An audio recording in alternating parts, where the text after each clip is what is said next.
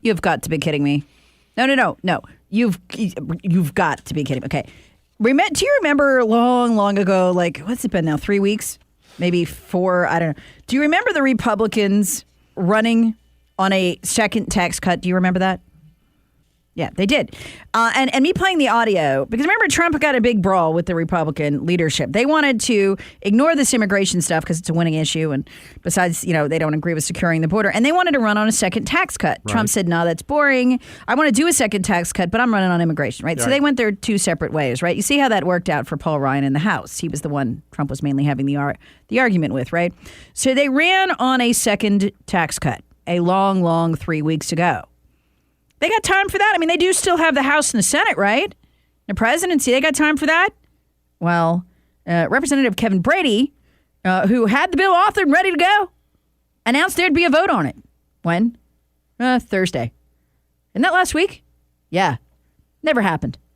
They don't have time. There's just no time for that.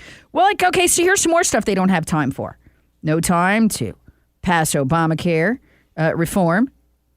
E-Verify to remove the jobs maggot from immigration. Nope, no time for that. Don't got any time. They're just too busy. How about the border fixes Trump has begged them for? That would end the caravan. Nope, no time.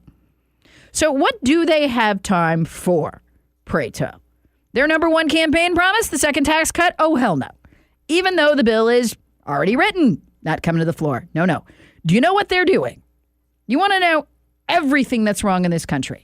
Don't blame the Democrat. Democrats are just like a kid. You ever seen that kid who's clearly out of control in the big, you're at Walmart or something, and you're thinking, wow, that kid needs a beat down, but his parents aren't giving him one. The Democrats are like that. They're the kid that needs the beat down. Blame the parent. Blame the Republicans. Do you know what they are doing? They just snuck a massive giveaway to, get this, Breitbart reports, Democrat donors who also write them checks. 300,000 fast-track visas for Indian temporary workers. Oh, to do the jobs Americans want to... No. To take jobs currently held by U.S. college grads. They will compete head-on with them, but it won't be fair. And the reason it's not fair is when you're on a temporary visa, guess what? They don't pay payroll taxes on you. And so it is cheaper to hire one of them if they are equally qualified because it's a big tax break. It's a free tax break. That's why they're bringing them here, to fill jobs held by American college grads and compete head to head. So they're not even pretending, hey, these are some tech sector jobs that we don't have enough Americans, or math jobs we don't have enough Americans for. No. They're not even pretending that. The GOP, bastards, put 300,000 imported Indian temporary workers visas and visas for 300,000 of their family members, in addition, on a fast track to green cards in the Department of Homeland Security budget that they are about to approve. Let me read this to you. The GOP amendment would provide Democrat-leading donors with more imported white-collar workers, more temporary workers, more profits, higher stock values, and, of course, the depressed wages, which are the alpha and the omega, the foremost goal of the Republican Party. There's nothing else that gets them this excited. Now, here's the stunning thing about this, the absolute betrayal of this. The Department of Homeland Security has asked the GOP leadership in the House, Paul Ryan and all them, not to do this. They don't want it. It's in their budget. Why don't they want it? The Department of Homeland Security? Let me read it to you. Quote, but the Department of Homeland, this is from Breitbart, but the Department of Homeland Security opposes the amendment. It is important that Congress does due diligence on any proposed sweeping changes to our immigration system, a DHS official said. Quote, the bottom line is Congress needs to ensure what they are passing is in the best interest of the American people. This is not. What a betrayal. What a betrayal. Again, let me remind you, no time for an Obamacare fix. No time for the tax cut, the second tax cut they were running on less than a month ago. No time. Got no time. No time for E-Verify. Hell, let's tack that into the DHS budget. That would do more to stop the caravans than anything else. It would be hard to work here and very easy to prove as somebody illegally hired. Nope, no time for that. Got no time. This is your GOP leadership. This is why we lose. Cue the Guess Who music. No time left for you. No time left for you. That's why they lost. If they would just give the American people something, just give us something. This is why they lost. And by the way, Investors Business Daily, the most accurate presidential poll in 2012, asked, what do Americans actually really want? What is the thing they would like Congress to do? Number one, lower healthcare costs. Right? Because the cost of Obamacare plans has doubled in 4 years. It's excruciatingly expensive. Number one. So that'd be fix Obamacare, right? That's what they're saying. Number two, what is the second thing the American people tell Investors Business Daily they would like these idiots to do? Immigration. Fixes. Stop the mass flow into our country. Nope, got no time for that. Number three thing, they would like to improve the economy and the job market, the opposite of what the GOP are doing. And number four, they would like enhancements to national security.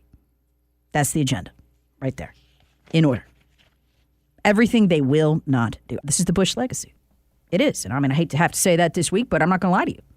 This is what happened when the Bushes took over the party. This is who they recruited. This is who they funded. This is who Rove recruited. And all those good conservative candidates you wish were in Congress and wonder where they are, they got defeated in the primary. They didn't have any money and they were choked off at the grassroots level. So there you go. Reap what you sow. That's who they are. I mean, you want to look at just even Arizona. And you want to know why the GOP, the GOP woman, who was running there, the Air Force chick, it was because she sucked. She was a Bush recruitee. That's who she was. She was open borders and big amnesty. She had made a lot of pro comments. And then she reversed them, as they always do, while pretending to be conservative in the general. And conservatives weren't buying it; they didn't vote for her. And Kyrsten Sinema won. She's an avowed Marxist, pretty much, who is for the Taliban and against U.S. troops. She won. Why? We put up another Bush candidate whose job was to lose.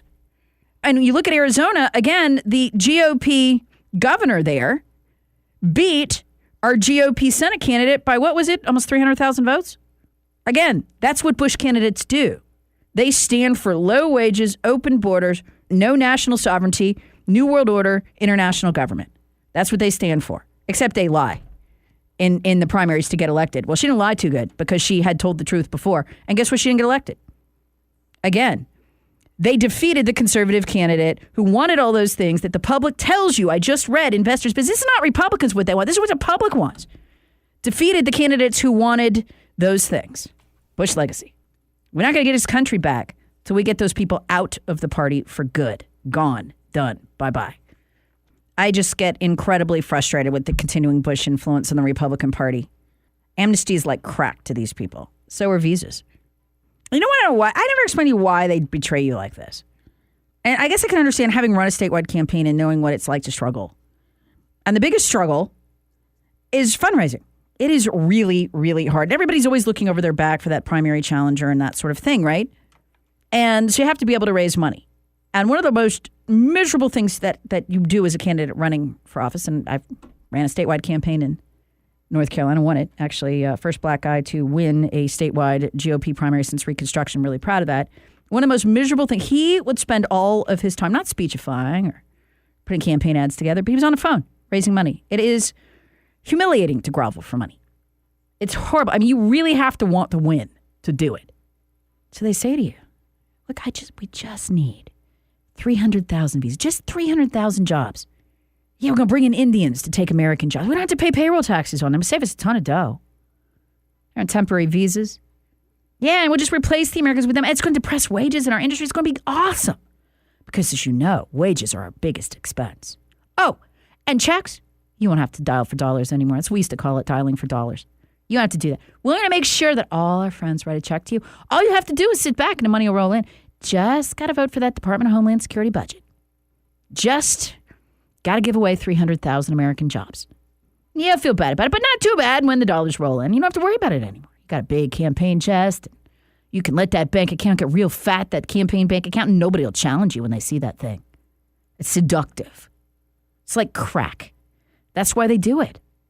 And I mean, going all the way back to NAFTA, they discovered, and the donor class discovered, that they could sell American jobs to China.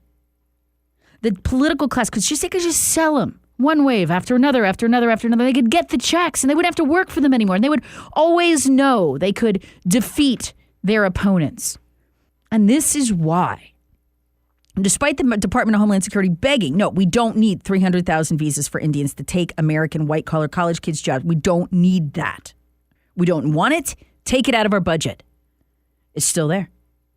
This is why they ran on a second tax cut. That was the Paul Ryan position. That's what the talking points were. We're going to do a second tax cut if you elect us in the House.